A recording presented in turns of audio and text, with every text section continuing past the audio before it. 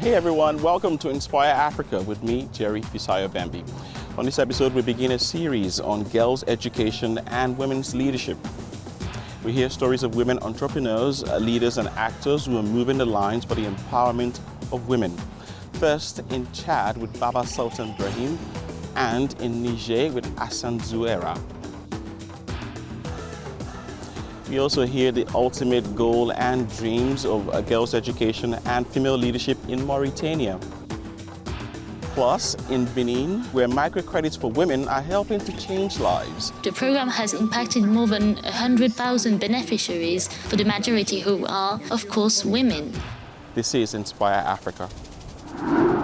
Now, Baba Sultan Brahim was forcefully married off at the age of 14, robbing her of many dreams and freedoms. She, however, did not give up. Today, she is the founder of a women's group that is ensuring that women across her community and across Chad are empowered. Here is more on her story. In Chad, it is estimated that more than 50% of the country's 16 million inhabitants are women, according to the latest census. More than half of this population live in rural areas where life is becoming increasingly difficult for women, especially young girls, in areas far from the main cities. In the sub-district office of Mani, less than 200 kilometers from the capital in Jamina, a brave woman who is a victim of child marriage is fighting for the empowerment of this locality. Early marriage has consequences. The girl, if she's not matured, after marriage there will still be pregnancies. And with this pregnancy, what will happen to the girl? The SWEDD project has helped us a lot in the empowerment of women. They have provided us with a tractor. They trained our daughters who now drive the tractor. Thanks to this diverse support of NGOs, the women's group led by Baba Sultan Brahim has won the hearts of the local women. What led me to create a group was in 1989 when I was in Kara in a neighboring village. There was a Belgian woman by the name Anita. I said to her, "You're going to assist us in Mani. Is that possible?" She said, "If you're going to form a group, they should have an objective, and I will assist them." We do market gardening, we grew onions, and the first step was to find 105 bags of onions. The country now has a law banning early marriage and a policy of empowering women. This policy has allowed parents to let their children continue school. Chad has taken steps to eradicate this bad practice, notably the law banning early marriage. The project has succeeded in changing the behavior of parents, who not only send their girls to schools, but also let them stay there for longer to become leaders in Chad. Today, the state empowerment policy and the support of NGOs are starting to yield results. The Chadian woman is being freed from subjection.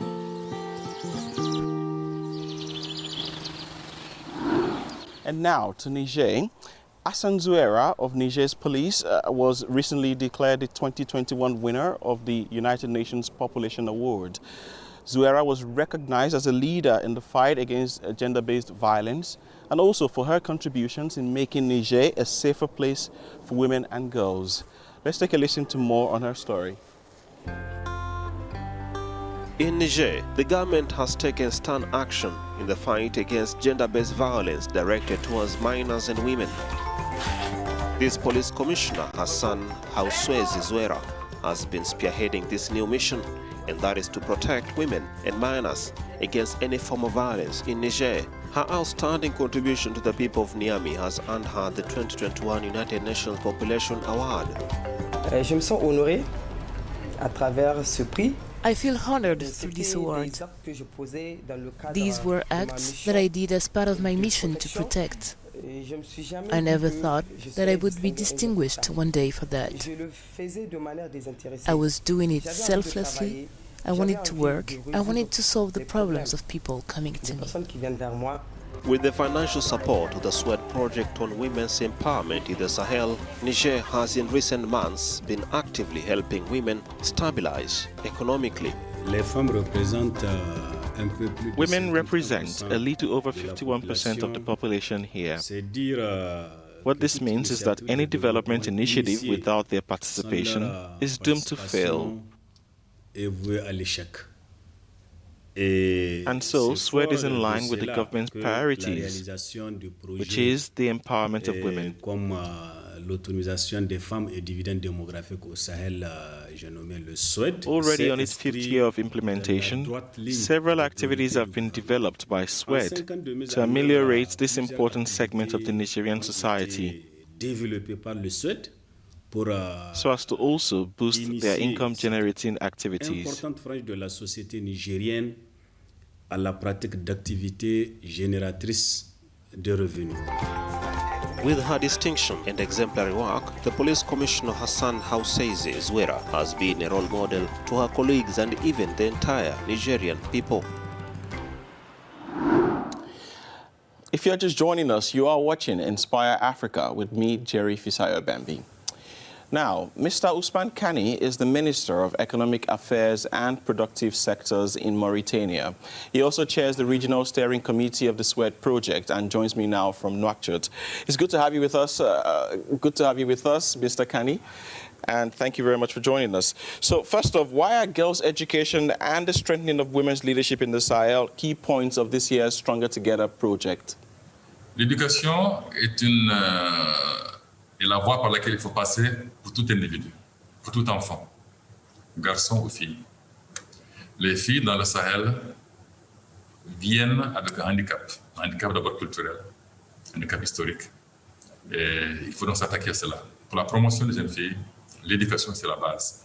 Les progrès ont été acquis, encore une fois, depuis la conférence de 1995 à Pékin, mais nous savons que les filles en Afrique, dans le Sahel en particulier, accusent encore un retard substantiel dans le domaine de l'éducation, dans le domaine de leadership,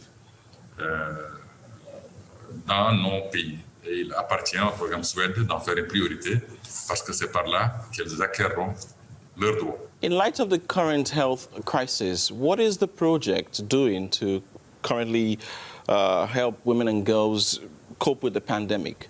D'abord en accompagnant les États dans leurs efforts pour soutenir la population en général.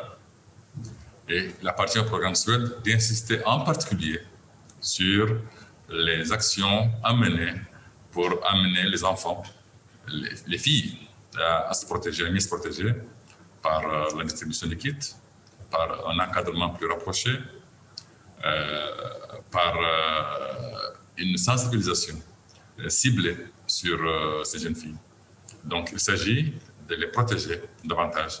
Je dois dire que, contrairement à d'autres régions du monde, le Sahel n'a pas été tellement victime pendant cette pandémie de la violence, enfin, du fait de la pandémie en tout cas, de la violence basée sur le genre contre les jeunes filles.